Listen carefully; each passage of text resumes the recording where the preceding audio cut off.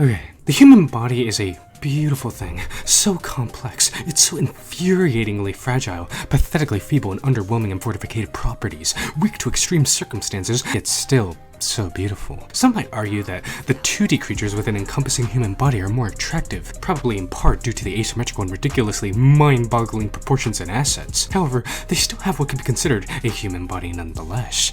The one thing is clear, and it's that the differences between 3D bodies and 2D bodies are stark, to say the least. However closely and eerily similar they may be in certain areas, they are no doubt different, especially when talking about their fortification and body structure. So, the body of a 2D human is admired for many things, though one thing that is often uncredited is the hyper-resilient nature of the body in extreme circumstances. In other words, anime 2D bodies can take a lot. They can really take a beating.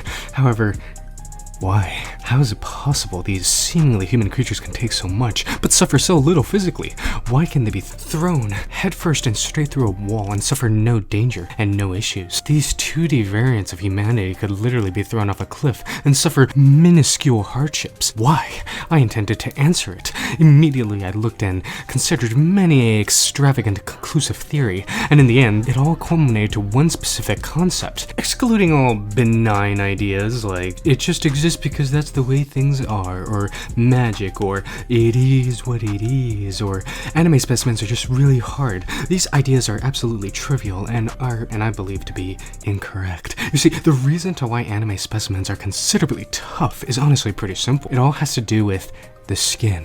It's all in the skin. This seemingly normal skin is rumored and reportedly dainty and soft. Some might argue even it's incredibly soft. Anytime any instance of anime skin being touched happens, one thing that is always pointed out is the softness. Why is this crucial? Well, you see, I believe anime skin is so soft, it is so squishy, that the body of an anime 2D creature is comparable to that of a squish ball. One of these things. You see, I first was under the assumption and the notion that perhaps anime 2D entities are, in fact, just very hard, but that didn't make any sense because they lack any property that would be concise with such a theory. They have no scales, they have no plating, they have absolutely no form of hardness to them. You see, the key to withstanding huge amounts of damage lies not in how much you resist, but more in fact how much you converge with. Work with the danger and not against it. Let me explain. When a 2D creature is hit, they are hit, but the impact is softened due to the skin being so squishy, as stated previously. Not only does the skin absorb the damage, 2D skin also melds and molds with the damage in question.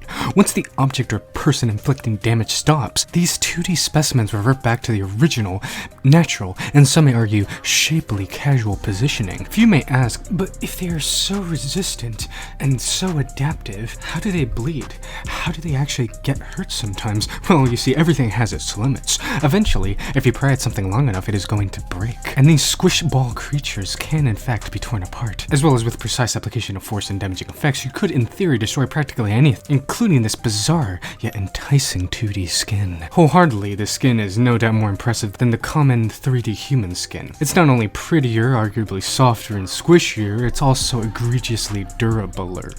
Truly, it seems 3D skin is, rather to some degree, unimpressive. And with that, if you guys enjoyed this video, theoretically, if you have watched this far, then you do enjoy my videos, feel free to leave a like, subscribe, share this with your neighbor, high school teacher, and your wife, and share me around to any person that you feel needs to hear my words of immense wisdom. And I'll be back to answer another question not even scientists can answer.